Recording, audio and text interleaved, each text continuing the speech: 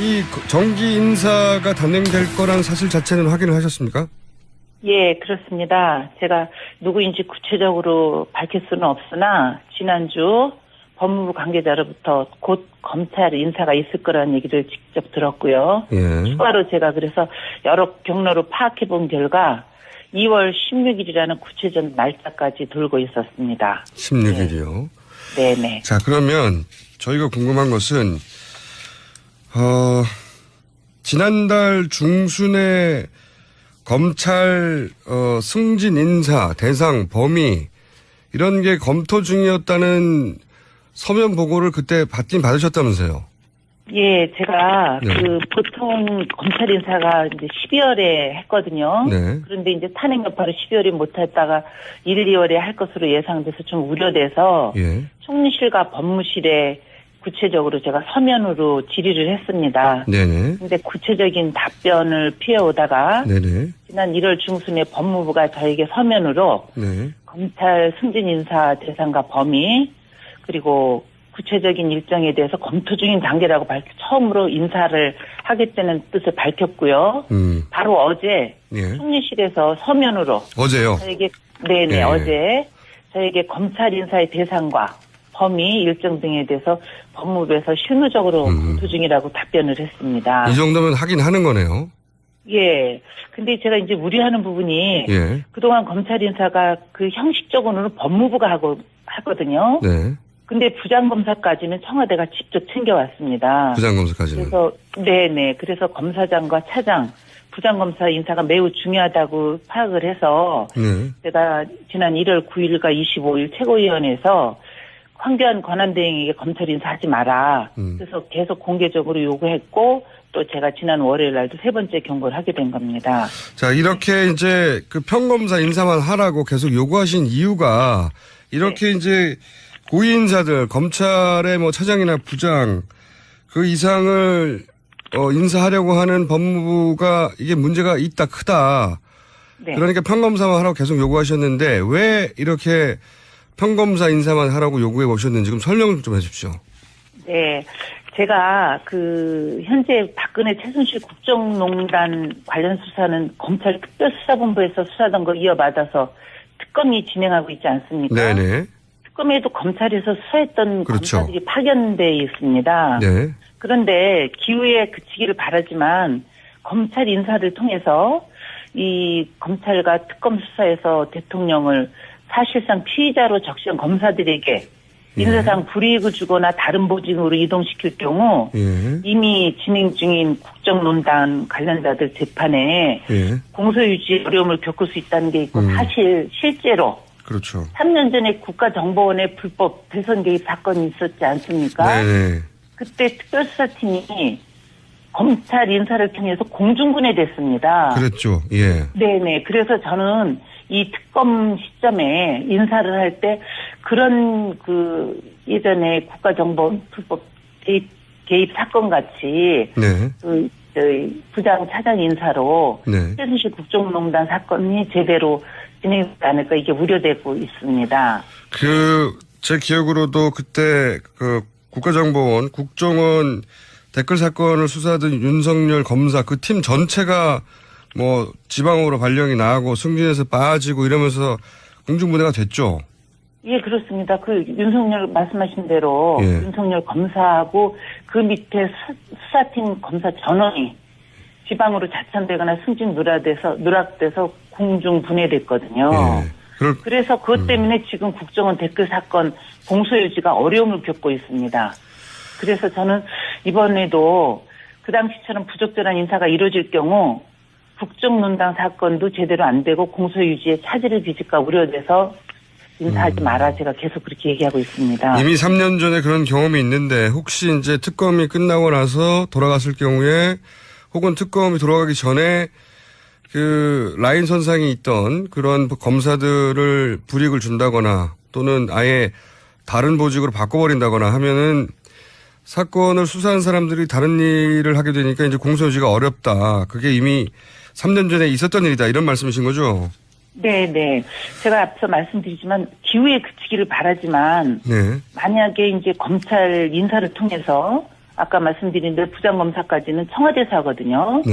근데 지금 청와대가 제대로 여기 수사에 응하지도 않고 좀 좋지 않은 행위를 좀 하고 있지 않습니까? 네. 그런데 검찰 인사를 통해서 검찰과 특검 수사의 대통령을 사실상 피의자로 적시한 그렇죠. 검사들에게 불이익을 주는 가장 거죠. 예. 그렇죠. 불이익 주거나 보직으로 이동시킬 경우는 당사자들한테도 크게 문제지만 앞으로 그 국정농단 관련자들이 재판에서 공소유지조차 하기가 어렵지 않겠나 이런 우려가 있습니다. 그런 사람들을 내보내고 다른 보직으로 보내고 그 핵심 보직에 이제 본인들의 입맛에 맞는 검사를 채우거나 흔히 말하는 어떤 라인 검사들을 채우거나 이런 걸 우려하시는 거죠. 그렇죠. 그 일반 상식선에서 보면 전혀 그런 일이 일어나서는 안 되는데 국가정보 불법 대입 개선 사건 우리 국민들이 다 알고 있는데도 공중분해시켰는데 지금 비상식적으로 재판에 임하고 있는 걸 보면 이것도 충분히 유출을 할 수 있는 그런 일이죠. 예. 그 당에서 평검사 인사만 하라고 요구했을 때 그동안 공식적으로 온 답변은 평검사만 하겠다고 했나요? 아니면 뭐 검토 중이라는 말만 반복하나요? 답변이 뭡니까 공식적인? 우리 당 법사위 의원들에게 예. 그것도 구두로 예. 우리 의원들이 평검사만 하라고 요구한 적은 없습니다. 네. 그 법사위 의원들이 할 거냐. 예. 그러니까 평검사 인사만 하겠다 하고 말로 구두로 그렇게 얘기하고 있는데요. 그 말을 신뢰해도 되는지 의문이고 그 검찰 인사의 특성상 모든 게 매우 비밀리에 진행되고 있어서 그렇겠죠. 인사가 발표되기 전까지는 구체적으로 알기가 어렵고요. 발표를 해버리면 끝이지 않습니까? 발표해버린 끝이죠. 그래서 제가 지금 그 황교안 권한대행에게 인사하지 마라. 그렇게 계속 요청을 하고 있는 중입니다. 공개적으로. 네네. 2월 16일 날로 예정된 걸로 알고 계시다는 거죠? 네, 2월 16일 날로 제가 알고 있고요. 예. 제가 그 황교안 총리가 검찰 고위직 인사하는 거에 대해 굉장히 아까 검찰의 그 수사에 대해서도 문제지만 저는 그런 자격이 없다는 것도 제가 그 좀 지적을 하고 싶은 게요. 네. 황교안 권한대행은 탄핵 소추된 박근혜 정권 2인자 아니겠습니까? 총리니까요. 그래서 총리였으니까. 네. 예. 그리고 박근혜 대통령과 함께 국정농단의 공동 책임자라고 저는 보고 있습니다. 본인의 입으로도 국정농단 사건이 불거졌을 때 지난 11월 그 국회 대정부 질의 때요. 네. 국정농단 사건에 대해서 대통령보다 제 책임이 크다. 이렇게 직접 본인 입으로 얘기하고요. 탄핵이 된 뒤에도 대정부 질의 12월에 있었습니다. 네. 그때 답변에서도 제가 대통령을 잘못 보좌한 책임이 크다고 본인이 인정을 했기 때문에 당연히 고위 공직자 인사를 할 자격이 없고 특히 검찰 인사는 더더욱 할 자격이 없다 해서도 안 된다고 제가 계속 그렇게 주장하고 있는 것입니다. 또 이런 우려도 있을 것 같습니다. 이제 특검에 파견됐다, 이제 곧 되돌아가야 될 검사들 입장에서 검찰 인사가 그런 식으로 보복성으로 난 걸 보면 지금 얼마 남지도 않은 특검 수사를 하는 그분들 입장에서도 위축이 되겠네요. 위축도 많이 될 뿐더러 예. 지금 그분들은 이미 수사가 종반에 들어와 있기 때문에 지금 나와 있는 그 피의자라고 대통령을 그렇게 명시를 하지 않았습니까? 네. 그렇게 한 사람들에 대한 보복 인사가 불보듯 뻔한 거죠. 그 사람들도 보복하고 검찰에 지금 있는 사람들을 보복하는 걸 보면 되돌아갈 사람들이 겁을 먹겠죠, 당연히. 그렇습니다. 그렇습니다. 그 황교안 그 권한대행이 만약에 그 특검 연장을 지금 안 한다는 얘기가 많이 나오고 있습니다. 네. 그런데 황교안 특검 권한대행이 특검 그 연장하지 않으면 네. 그 특검 수사가 검찰로 이어가서 진행이 돼야 됩니다. 그렇죠. 진행되게 되어 있습니다. 네. 그러면 검찰 인사를 이 사람들에 대한 국민이나 여러 가지 그 여론을 봐서 보복 인사는 안 한다 하더라도 새로운 사람들로 그 이 특검을 인사를 한다 그러면 이번 수사본부를. 검찰 네. 인사를 통해서 이제 그 정권의 입맛에 맞는 네. 정치 검사들로 이렇게 채워 넣어서 저는 특검 수사를 그 검찰이 망가뜨릴 수 있는 여지가 충분히 있다 이렇게 좀 우려하고 있습니다. 네, 검찰 수사에 대해서 이제 저희들은 잘 모르는데 이제 말씀을 듣다 네. 보면은 특검팀이 이제 수사를 해서 파견 나온 검사들이 되돌아가서 계속 수사를 해야 되는데 인사를 통해서 그 사람들이 그 일을 담당하지 못하도록 해버리면 그 인사를 통해서도 특검팀을 와해시키고 그리고 앞으로 방해할 수 있다 이런 말씀이신 거죠? 예, 그렇게 지난번 국정원 사건이 그렇게 진행됐습니다. 알겠습니다. 이거를 막을 수 있을까요, 근데? 저는 지금 국민적 여론의 일반적인 상식만 갖고 있다고 막을 수 있을 것 같습니다. 그러나 지금 그 대통령 그 변호인단이나 여러 가지 청와대에서 나오는 걸 보면 막무가내식으로 나오기 때문에 우려를 하는 겁니다. 그래서 저는 이 부분에 정말 마지막으로 다시 한번 요청을 하는 부분이 대한민국 미래나 국정농단 사건을 제대로 처리를 하려면 특검 연장하고 그 검사들 인사를 하지 말아야 된다. 저는 이렇게 보는데 그 인사에 대해서만큼은 정말 걱정을 하고 있습니다.